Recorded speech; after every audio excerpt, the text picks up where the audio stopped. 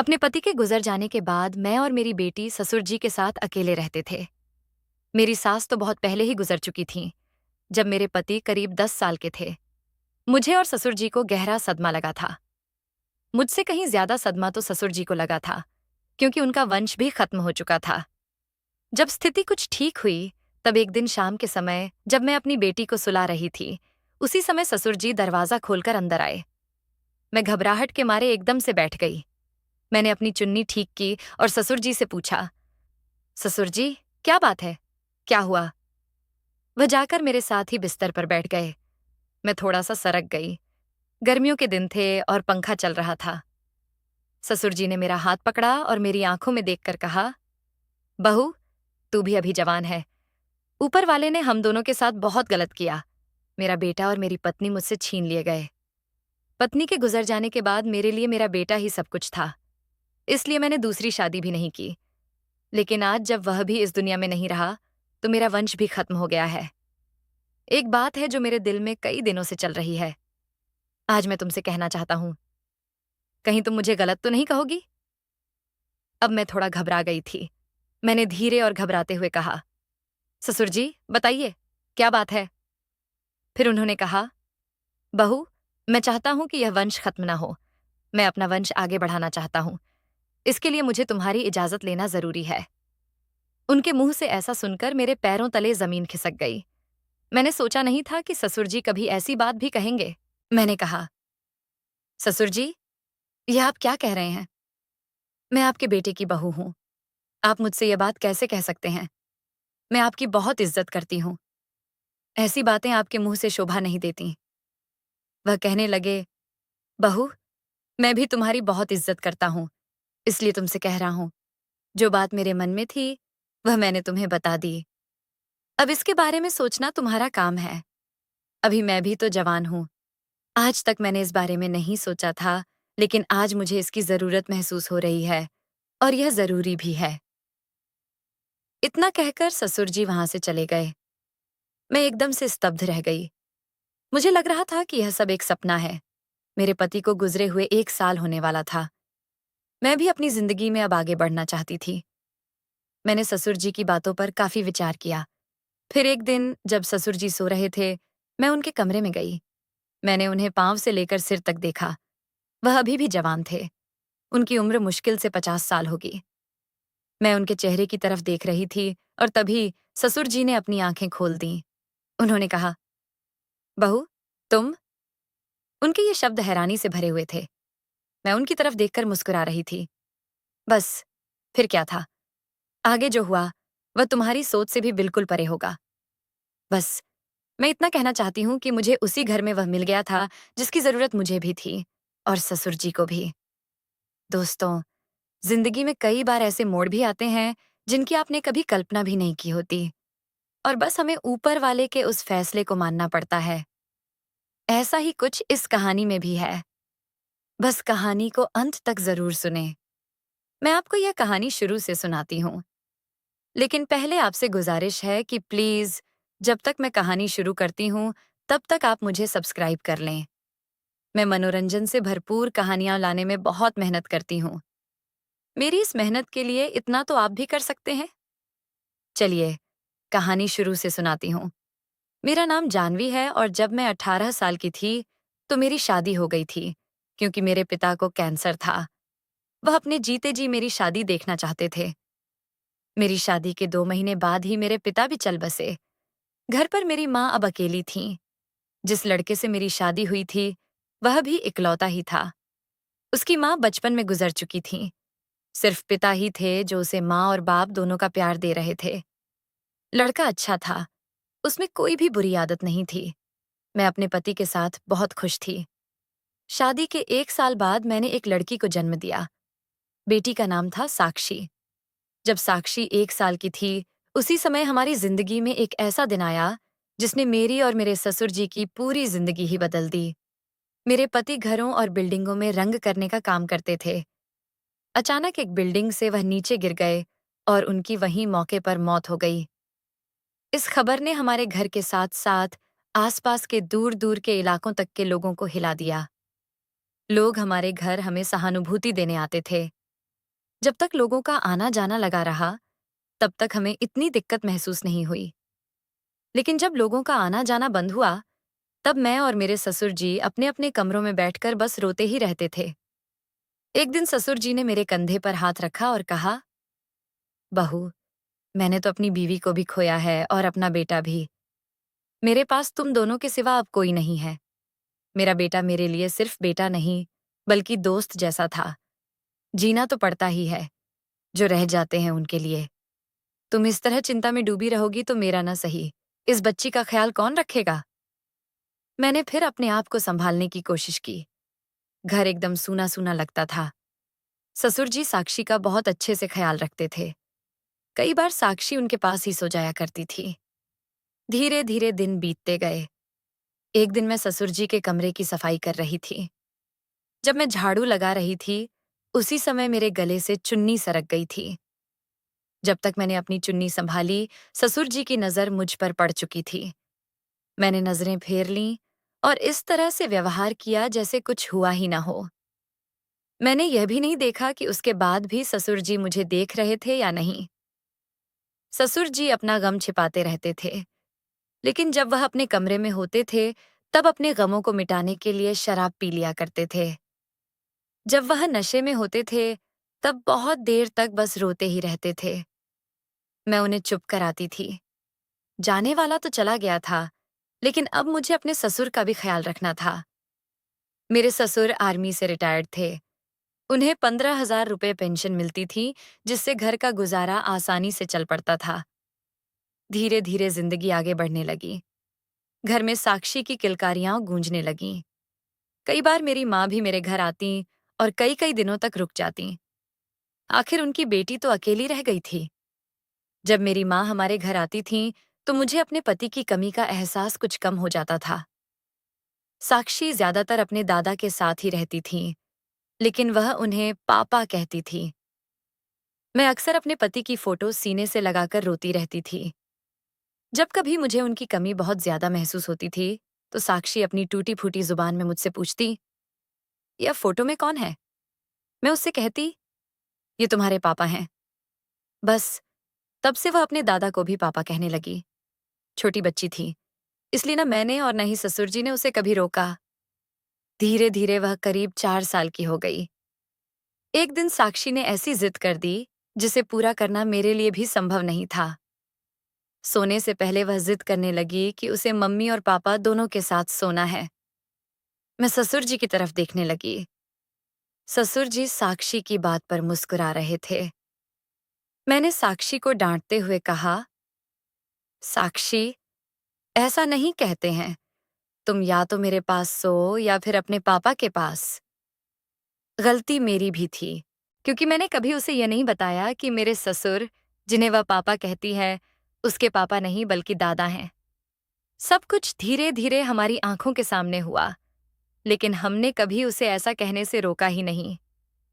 साक्षी रोते हुए ससुर जी से जिद करने लगी और कहने लगी, पापा, बोलो ना मम्मा को कि हम सब लोग साथ में सोएंगे। ससुर जी मेरी तरफ देखने लगे। मैंने उनकी तरफ देखा और चेहरा दूसरी तरफ फेर लिया। ससुर जी ने कहा, बेटा साक्षी, ये पलंग बहुत हल्का है, इस पर सिर्फ 2 ही लोग सो सकते हैं। ज्यादा लोग सोएंगे तो पलंग टूट जाएगा। मैं ससुर जी की बात पर हंस पड़ी। शायद बहुत समय बाद मैं इतनी हंसी थी। मेरी हंसी देखकर ससुर जी भी हंस पड़े। तभी साक्षी कहने लगी, कोई बात नहीं, फिर हम सब जमीन पर सो जाते हैं। वह इतनी जिद कर रही थी कि मुझे उसे एक जोर का छांटा मारना पड़ा। फिर वह मेरे नजदीक भी नहीं आई, बस ससुर जी के साथ ही चिपकी रही और उनके पास ही सो गई। पता नहीं यह कैसी जिद थी, या ऊपर वाले का कोई संकेत था। भले ही मैं अपने पति के बिना सारी उम्र रह सकती थी, लेकिन एक बच्चे को जो चाहिए था, वह भला मैं उसे कहाँ से देती? मैं अपने कमरे में जाकर अकेली सो गई। मुझे अभी नींद आई ही थी कि ससुर जी दरवाजा खोलकर, जो पहले से खुला था, अंदर आए और मेरे बिस्तर पर मेरे करीब आकर बैठ गए। अचानक मेरी आंख खुली, क्योंकि मुझे उनके वहां आने का एहसास हो गया था। मैंने उनसे कहा, ससुर जी, क्या हुआ? साक्षी सो गई है या नहीं? वह कहने लगे, तुम चिंता मत करो, साक्षी आराम से सो रही है। मैं बस तुमसे कुछ कहना चाहता हूँ, इसलिए यहाँ आया हूँ। मैंने कहा, ससुर जी, क्या बात है जो आप इस वक्त यहाँ आए हैं? उन्होंने मेरा हाथ पकड़ा और कहा, मैं जो कहूँगा तुम बुरा तो नहीं मानोगी? मैंने कहा, ससुर जी, पहले बताइए तो सही, क्या बात है? फिर उन्होंने कुछ ऐसा कहा जिसे सुनकर मैं हैरान रह गई। मैं कुछ बोल नहीं पाई। ससुर जी जाते समय यह कहकर गए कि उन्हें मेरे जवाब का इंतजार रहेगा। मैं उनकी बात सोचती ही रह गई। आखिर ऐसा कैसे हो सकता है? दुनिया वाले क्या कहेंगे? दुनिया वालों को छोड़ो, हमारे अपने रिश्तेदार क्या कहेंगे? मैं काफी देर तक सोच विचार करने के बाद सो गई। अगले दिन दोपहर के समय जब ससुर जी अपने कमरे में सोए हुए थे, तब मैं उनके कमरे में गई और उन्हें ध्यान से देखने लगी। मैं उन्हें पांव से लेकर सिर तक देख रही थी। ससुर जी अभी तक जवान थे, मजबूत शरीर और तंदुरुस्त भी थे। मैं उन्हें गौर से देख रही थी और कल्पना कर रही थी कि अगर ऐसा हो जाए तो कैसा लगेगा। ऐसा होने से मेरे ससुर और मेरी जो जरूरत थी वह भी पूरी हो जाएगी। पति के जाने के बाद घर बिल्कुल खाली लगता था। अब शायद मुझे ससुर जी को वह जवाब दे देना चाहिए जो उन्हें चाहिए था। मैं कल्पना करके ही बहुत खुश हो रही थी। तभी ससुर जी की आंखें भी खुल गईं। उन्होंने मुझे देखा। वह झट से उठकर बैठ गए और कहने लगे, बहू, क्या बात है? मैंने उनकी तरफ देखा और मुस्कुरा दी। वह मेरी मुस्कुराहट से ही समझ गए कि आखिर मेरा जवाब क्या है। फिर क्या था दोस्तों, मैंने ससुर जी से कहा, मेरी तरफ से हाँ है। ससुर जी बहुत खुश हो गए। उन्होंने कहा, तो फिर अपनी मम्मी को यहाँ कब बुलाओगी? दरअसल मेरे ससुर ने मुझसे कहा था कि वह अपना वंश चलाना चाहते हैं और वह मेरी माँ से शादी करना चाहते हैं। मेरी माँ भी अभी जवान थीं। मेरे ससुर पहले मेरा जवाब जानना चाहते थे कि मैं भी इस रिश्ते के लिए तैयार हूं या नहीं। जब मैंने सोचा कि मेरी माँ भी इसी घर में रहेंगी और हम सभी साथ में रहेंगे, तो सारी समस्या ही दूर हो जाएगी। मेरी माँ को एक सहारा मिल जाएगा और मेरे ससुर को जीवन साथी। अपनी माँ को अपने घर बुलाया और इस विषय में उनसे बात की। पहले तो माँ ने कहा कि रिश्तेदार क्या सोचेंगे, लोग हमारी बहुत बुराई करेंगे, ये ठीक नहीं है। फिर मैंने ही उन्हें समझाया, आज तुम उस घर में अकेली हो। कौन सा रिश्तेदार है जो तुम्हारी मदद करने आता है? इसलिए किसी रिश्तेदार या लोगों के बारे में मत सोचो कि वे क्या कहेंगे। बस अपने दिल की सुनो।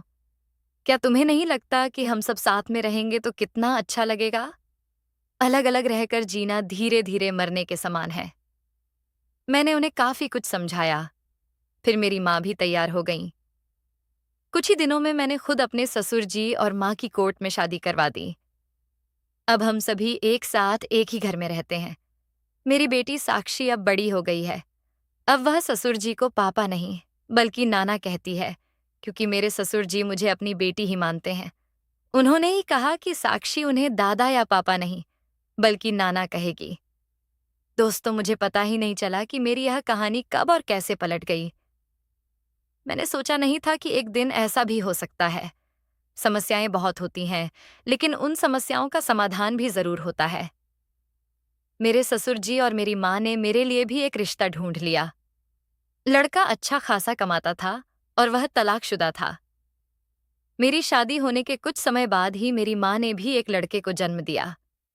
भले ही यह समाज वालों की नज़र में अजीब हो, लेकिन मेरे लिए यह बहुत खुशी की बात थी, क्योंकि मेरे ससुर जी का वंश अब आगे बढ़ चुका था। दोस्तों, हमें अपनी जिंदगी दूसरों के हिसाब से नहीं जीनी चाहिए। दुनिया वाले क्या कहेंगे या लोग क्या कहेंगे, यह नहीं सोचना चाहिए। जो फैसला आपके लिए सही हो, आपको वही चुनना चाहिए, क्योंकि जिंदगी आपकी है। आपको अपनी जिंदगी न किसी के अभाव में जीनी चाहिए, न किसी के प्रभाव में। आपको अपनी जिंदगी सिर्फ अपने स्वभाव में जीनी चाहिए। तो चलिए दोस्तों, आपको यह कहानी कैसी लगी? अगर इस कहानी ने आपका मनोरंजन किया हो, तो प्लीज आपसे प्रार्थना है कि मेरे चैनल को सब्सक्राइब करके वीडियो को एक लाइक कर दें, क्योंकि मैं आपके मनोरंजन के लिए इस तरह की कहानियां बनाने, कम से कम मेरी इस मेहनत के लिए वीडियो को एक लाइक कर दें। जल्दी मिलती हूँ अगली बार किसी और रोमांटिक और दिलचस्प कहानी में। नमस्कार। क्योंकि मैंने कभी उसे यह नहीं बताया कि मेरे ससुर, जिन्हें वह पापा कहती है, उसके पापा नहीं बल्कि दादा हैं। सब कुछ धीरे धीरे हमारी आंखों के सामने हुआ, लेकिन हमने कभी उसे ऐसा कहने से रोका ही नहीं। साक्षी रोते हुए ससुर जी से जिद करने लगी और कहने लगी, पापा, बोलो ना मम्मा को कि हम सब लोग साथ में सोएंगे। ससुर जी मेरी तरफ देखने लगे। मैंने उनकी तरफ देखा और चेहरा दूसरी तरफ फेर लिया। ससुर जी ने कहा, बेटा साक्षी, ये पलंग बहुत हल्का है, इस पर सिर्फ 2 ही लोग सो सकते हैं। ज्यादा लोग सोएंगे तो पलंग टूट जाएगा। मैं ससुर जी की बात पर हंस पड़ी। शायद बहुत समय बाद मैं इतनी हंसी थी। मेरी हंसी देखकर ससुर जी भी हंस पड़े। तभी साक्षी कहने लगी, कोई बात नहीं, फिर हम सब जमीन पर सो जाते हैं।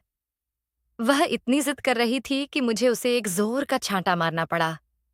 फिर वह मेरे नजदीक भी नहीं आई, बस ससुर जी के साथ ही चिपकी रही और उनके पास ही सो गई। पता नहीं यह कैसी जिद थी, या ऊपर वाले का कोई संकेत था। भले ही मैं अपने पति के बिना सारी उम्र रह सकती थी, लेकिन एक बच्चे को जो चाहिए था, वह भला मैं उसे कहाँ से देती। मैं अपने कमरे में जाकर अकेली सो गई। मुझे अभी नींद आई ही थी कि ससुर जी दरवाजा खोलकर, जो पहले से खुला था, अंदर आए और मेरे बिस्तर पर मेरे करीब आकर बैठ गए। अचानक मेरी आंख खुली, क्योंकि मुझे उनके वहां आने का एहसास हो गया था। मैंने उनसे कहा, ससुर जी, क्या हुआ? साक्षी सो गई है या नहीं? वह कहने लगे, तुम चिंता मत करो, साक्षी आराम से सो रही है। मैं बस तुमसे कुछ कहना चाहता हूं, इसलिए यहां आया हूं। मैंने कहा, ससुर जी, क्या बात है जो आप इस वक्त यहां आए हैं? उन्होंने मेरा हाथ पकड़ा और कहा, मैं जो कहूंगा तुम बुरा तो नहीं मानोगी? मैंने कहा, ससुर जी, पहले बताइए तो सही, क्या बात है? फिर उन्होंने कुछ ऐसा कहा जिसे सुनकर मैं हैरान रह गई। मैं कुछ बोल नहीं पाई। ससुर जी जाते समय यह कहकर गए कि उन्हें मेरे जवाब का इंतजार रहेगा। मैं उनकी बात सोचती ही रह गई। आखिर ऐसा कैसे हो सकता है? दुनिया वाले क्या कहेंगे? दुनिया वालों को छोड़ो, हमारे अपने रिश्तेदार क्या कहेंगे? मैं काफी देर तक सोच विचार करने के बाद सो गई।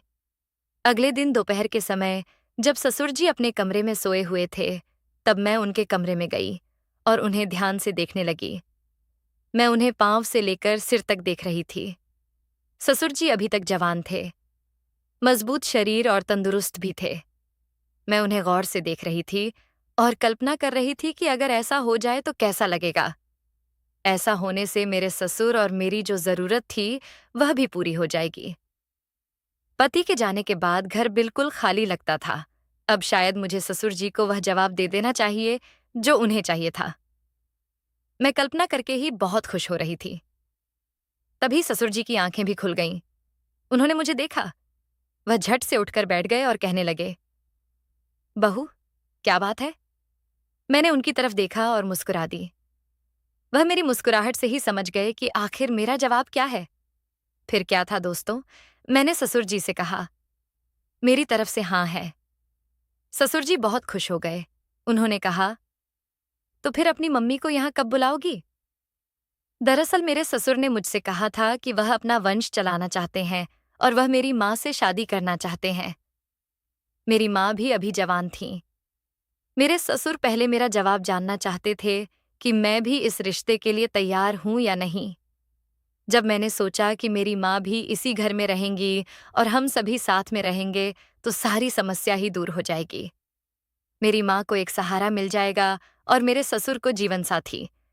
अपनी माँ को अपने घर बुलाया और इस विषय में उनसे बात की। पहले तो माँ ने कहा कि रिश्तेदार क्या सोचेंगे, लोग हमारी बहुत बुराई करेंगे, ये ठीक नहीं है। फिर मैंने ही उन्हें समझाया, आज तुम उस घर में अकेली हो। कौन सा रिश्तेदार है जो तुम्हारी मदद करने आता है? इसलिए किसी रिश्तेदार या लोगों के बारे में मत सोचो कि वे क्या कहेंगे। बस अपने दिल की सुनो। क्या तुम्हें नहीं लगता कि हम सब साथ में रहेंगे तो कितना अच्छा लगेगा? अलग अलग रहकर जीना धीरे धीरे मरने के समान है। मैंने उन्हें काफी कुछ समझाया। फिर मेरी माँ भी तैयार हो गईं। कुछ ही दिनों में मैंने खुद अपने ससुर जी और माँ की कोर्ट में शादी करवा दी। अब हम सभी एक साथ एक ही घर में रहते हैं। मेरी बेटी साक्षी अब बड़ी हो गई है। अब वह ससुर जी को पापा नहीं, बल्कि नाना कहती है, क्योंकि मेरे ससुर जी मुझे अपनी बेटी ही मानते हैं। उन्होंने ही कहा कि साक्षी उन्हें दादा या पापा नहीं, बल्कि नाना कहेगी। दोस्तों, मुझे पता ही नहीं चला कि मेरी यह कहानी कब और कैसे पलट गई। मैंने सोचा नहीं था कि एक दिन ऐसा भी हो सकता है। समस्याएं बहुत होती हैं, लेकिन उन समस्याओं का समाधान भी जरूर होता है।